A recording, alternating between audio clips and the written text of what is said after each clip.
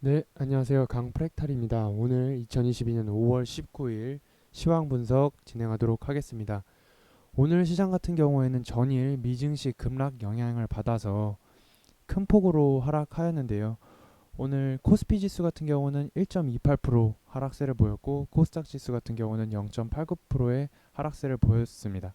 장 초반 미증시 영향을 받아서 개파락으로 출발하였으나 개인들의 순매수가 지속되면서 하락폭을 일부 만회한 모습을 보여주었습니다. 하지만 기관과 외국인의 수급을 보시면 기관 같은 경우에는 매도세가 큰 폭으로 나왔다는 것을 보실 수가 있고 외국인 같은 경우에는 달러 환율의 안정화와 유가가 조금 하락세를 보이면서 매도폭이 그다지 크진 않았다. 그 점을 조금 보시면 좋을 것 같고 미국 증시와 비교해 보았을 때 상대적으로 좀 잘 버텨주는 흐름을 보였다. 이렇게 보시면 좋을 것 같습니다.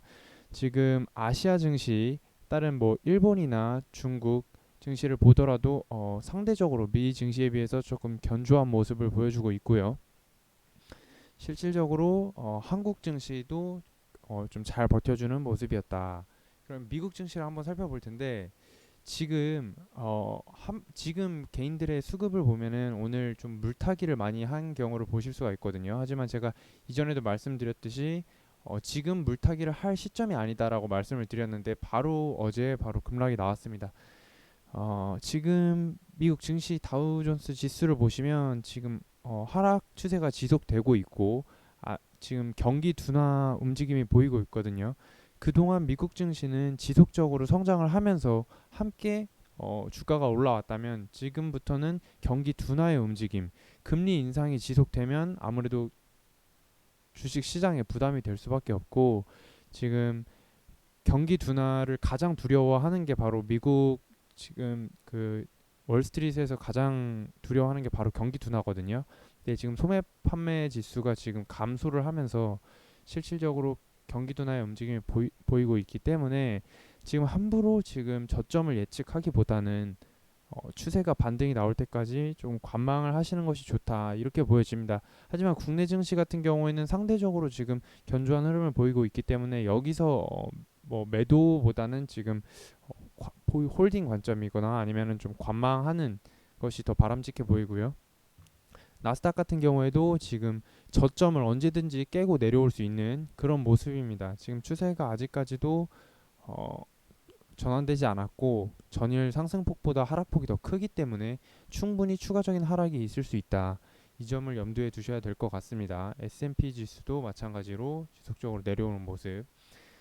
미증시가 그동안 지속적으로 우상향해 왔기 때문에 이런 경험을 하신 미국 투자자분들이 거의 없으실 거라고 생각을 합니다. 이번 증시의 하락 같은 경우는 워낙 크기도 하고 하지만 이 추세가 바로 반등이 나오기는 어려울 것이다. 저는 이렇게 보고 있습니다. 그래서 반등이 나오더라도 기술적인 반등이 나올 것 같고 지금 아무래도 지금 증시가 추가적인 지금 하락이 더 있을 수 있기 때문에 차분하게 관망하시는 걸 권해드리고요.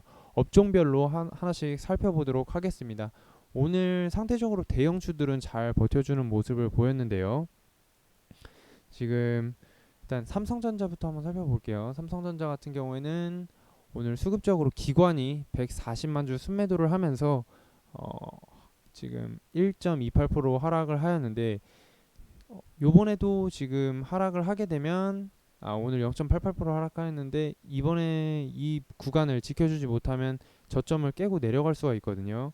아무래도 삼성전자가 지금 영업이익이 대비 지금 시가총액을 보면 그다지 어, 고평가된 가격은 아니라고 보여집니다. 뭐 반도체 동일업종 대비 지금 퍼가 12배가 안 되는 수준이기 때문에 사실상 이 이하로 내려오는 것도 또 쉽지 않을 것이라고 보여집니다만 개인 투자자들이 지속적으로 지금 매수를 하고 있기 때문에 이 물량을 털어내기 위해서라도 시간을 더 끌거나 아니면 추가적인 낙폭을 보여줄 수 있다. 충분히 보여줄 수 있다고 생각이 되고 지금 가격적으로는 메리트가 있지만 시간의 어떤 기회비용을 고려하였을 때 지금 진입하기에는 아직까지도 조금 어, 지켜보는 것이 좋지 않나 저는 이렇게 생각을 하고 있고요. 대형주 같은 경우는 시간이 조금 더 오래 걸릴 수 있다고 생각합니다.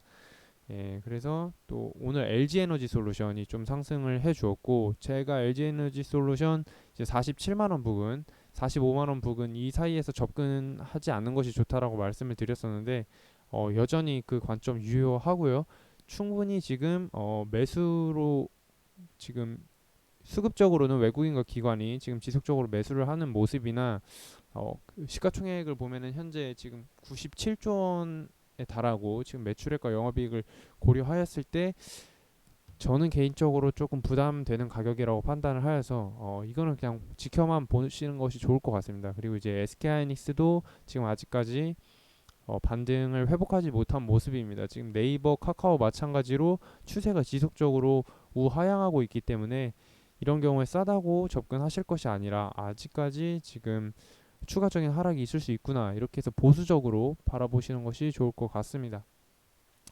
지금 KB금융이나 아니면 증권사, 금융 관련 기업들도 증시가 하락하면서 그대로 그 하락 여파를 막고 있는 모습이고요. 신한지주도 지금 하락세를 보였고, 셀트리온 같은 경우 지금 대차 거래를 보시면 공매도가 조금씩 상환되고 있는 걸 볼 수가 있습니다. 지금 공매도를 하기 위한 대차 잔고가 지금 상환되고 있는 걸 볼 수 있고, 셀트리온 같은 경우 지금 외국인이 오늘 순매수가 처음으로 들어왔습니다. 거의 10거래일 만에. 그래서 셀트리온 같은 경우에는 지금 저점을 거의 다지고 있다고 봐도 지금 무방할 것 같다. 하지만 추세가 꺾여 있어서 시간은 좀 걸릴 수 있어도 거의 저점 부근이라고 보여지긴 합니다. 지금 14만 원 아래로 처음으로 내려왔는데 가격적으로는 조금 메리트가 있다고 보여집니다. 셀트리온 같은 경우, 제약바이오 같은 경우에 최근에 수급과 자금이 들어오고 있기 때문에 관심 종목으로 조금 추가를 해보셔도 좋을 것 같다 이렇게 생각이 되고요.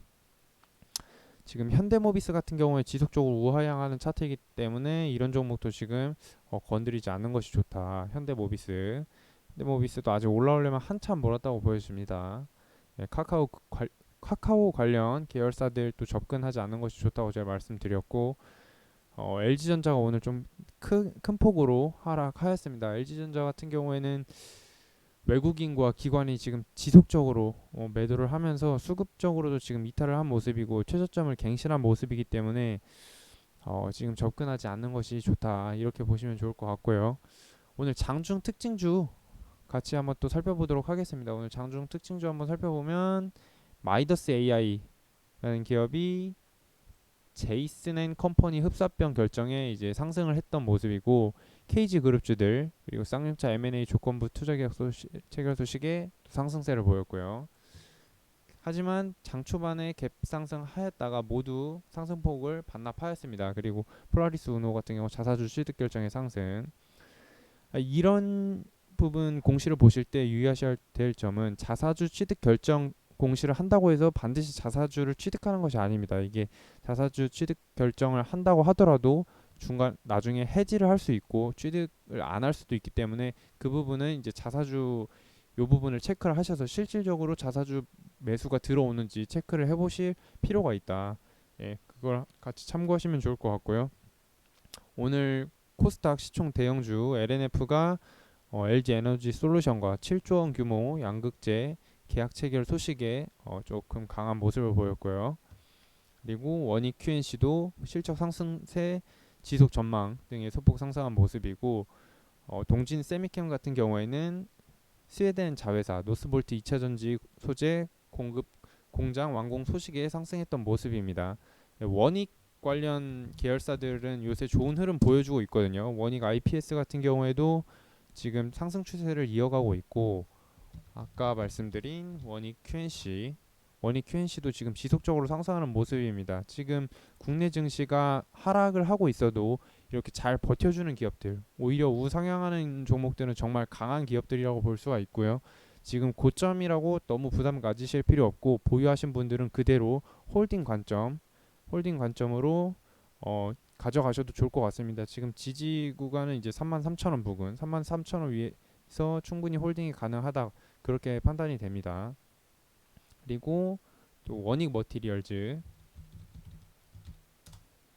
지금 최근에 이제 뭐 이쪽 원익 계열의 어떤 수급이나 기관의 수급이 조금 강하게 들어오고 있는 모습이고요.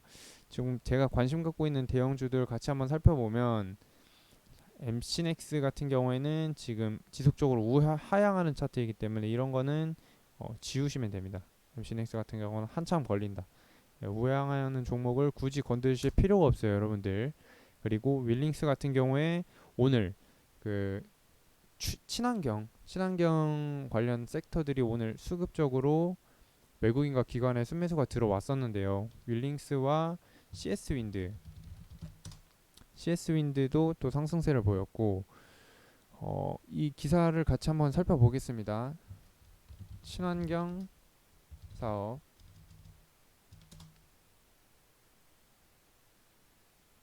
친환경 기업들이 지금 오늘 좀 상승세를 보였는데,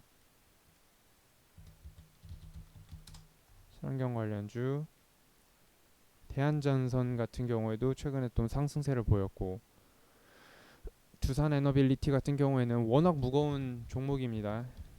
예, 그래서 이렇게 횡보를 하는 경우에는 사실상 개인 투자자분들이 상승까지 보유를 하시기가 굉장히 어렵다고 보실 수가 있겠습니다. 보통 개인 투자자들의 거의 평균적인 보유 기간은 3개월을 넘지 않기 때문에 이렇게 장기간 횡보하거나 우하향하는 종목 같은 경우는 어차피 상승까지 기다리실 수가 없다. 그렇기 때문에 이런 종목을 매매하시는 것은 그다지 좋지 않고, 시장이 또 워낙 하락장이기 때문에 단기성 어떤 테마 종목 매매를 하시거나 아니면 시장이 반등할 때까지 그냥 현금을 보유하시는 게 훨씬 좋은 전략이다. 이렇게 좀 기억을 해주시면 좋을 것 같습니다. 예, 그래서 다른 종목도 같이 한번 살펴보면 이제 이녹스 첨단 소재, 테스나, 한솔케미칼 같은 경우에 요새 추세에 지금 전환하는 흐름을 보여주고 있죠. 이 120일 이평선을 뚫고 올라오는 모습을 보여주고 있기 때문에 기술적으로 충분히 이제 추가 상승이 훨씬 쉬워진 구간이다. 이 매물이 지금 20만 원에서 25만 원 사이에 잔뜩 있었는데 이걸 뚫고 지금 돌파하는 흐름을 보여주었습니다. 그러면 한솔케미칼 같은 경우에 최근에 매출액도 지속적으로 성장하고 있고 영업이익, 순이익 다 상승세를 보이고 있기 때문에 지금 외국인 수급만 돌아와 준다면 추가적으로 강한 상승을 보여줄 수 있다. 하지만 지금 가격적으로 개인 투자자들이 접근하기엔 조금 부담 있는 가격일 수 있습니다. 26만 2천 원인데 어차피 이 기업의 어떤 유통 주식 수가 그만큼 적은 거기 때문에 가격적으로 뭐 부담스러워하실 필요 없고, 한솔케미칼 같은 경우에는 지금 화학물질 제조업입니다. 추가적으로 상승할 가능성이 조금 높아 보인다. 예, 상승과 하락 두 가지 경우의 수가 있다면 상승에 조금 더 힘을 줄 필요가 있다. 이렇게 보여집니다. 그리고 LX 세미콘 같은 경우에 최근 또 우상향 흐름을 지속적으로 보여주고 있고요. 지금 전반적으로 PCB나 2차 전지 이쪽 섹터가 지속적으로 지금 상승 흐름을 보이고 있고, 시장 하락 시에는 지금 식음료, 에너지 테마가 좀 단발성으로 지속적으로 지금 상승세를 보이는 모습입니다. 지금 이 기사를 한번 보고 가겠습니다. 여기 지금 나스닥이 고점 대비 75% 추락할 수 있다라는 이제 이야기가 월가에서 나왔는데요. 사실상 지금도 현재 거의 나스닥이 고점 대비 30% 정도 하락한 상황인데 여기서 또 한 35%, 40% 가까이 추가적인 하락이 나올 수 있다라는 것이죠. 네, 이 내용 한번 살펴보면 올해 가을까지 나스닥 지수는 고점 대비 75%, S&P 지수는 45% 추락할 것이라고 경고를 하였고요. 그러니까 보통 나스닥 같은 경우에는 성장주들이 많이 포함되어 있기 때문에 실질적으로 기업의 어떤 실적이 둔화되는 움직임, 그리고 금리 인상이 지속될 경우에 당연히 투자 심리가 꺾이고 실질적으로 떨어져야 되는 것보다도 더 추가적인 하락이 나올 수가 있다라는 점을 항상 염두를 해 두셔야 됩니다. 그래서 함부로 이제 싸다고 진입을 하시면은 절대 안 되고 좀 차분하게 시장이 반등을 나올 때까지 좀 관망을 하시는 것이 좋다. 지금 S&P 지수 같은 경우도 지속적으로 상승을 하였지만 금리 인상이 지속될 경우에 충분히 부담이 될 수 있다. 이 점을 기억해 주시면 좋을 것 같습니다. 지금 실적도 악화되고 있고 우크라이나 러시아 이슈가 지속되고 있고 물가도 지금 잡히지 않고 있고 소매도 지금 둔화된 움직임이 보이고 있기 때문에 대외적인 환경이 모두 하락을 가리키고 있습니다. 그래서 지금 뭐 미국 증시 우상향을 지속적으로 봐왔던 분들은 지금 물타기를 하시는 분들이 있는데 그다지 좋은 판단이 아니다. 지금 미국 증시가 지금 안정화가 될 때까지 지금 차분하게 지켜볼 필요가 있다. 외국인 같은 경우에는 지금 국내 증시에서 30개월간 약 66조를 팔았다는 지금 내용이고요. 외국인이 이렇게까지 크게 매도를 하는 경우는 그동안 거의 없었는데 한마디로 지금 하방으로 어, 보는 사람들이 많다라는 겁니다. 외국인들의 경우. 그래서 지금 하방으로 열려 있기 때문에 증시가 조금 안정화될 때까지는 현금을 보유하시는 게 오히려 좋은 전략이다. 이 점을 기억해 주시면 좋을 것 같습니다. 오늘 방송 여기까지 마치도록 하겠습니다. 감사합니다.